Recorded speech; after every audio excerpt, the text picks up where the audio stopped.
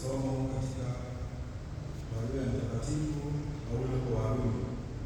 Ndugu zangu, kwa kuwa tumekubaliwa uadilifu kwa nguvu ya imani, tunaye amani na Mungu kwa njia ya Bwana wetu Yesu Kristo.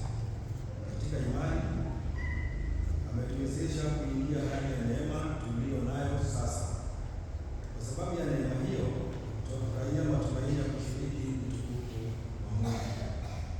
Lakini matumaini haya yadanganya, kwa maana upendo wa Mungu umemiminwa mioyoni mwetu kwa Roho Mtakatifu tuliyempokea.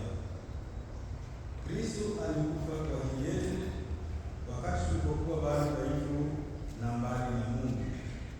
Kweli ni vigumu mtu kufa kwa ajili ya mwadilifu? Labda yu tayari kutoa maisha yake kwa ajili ya mtu mwema.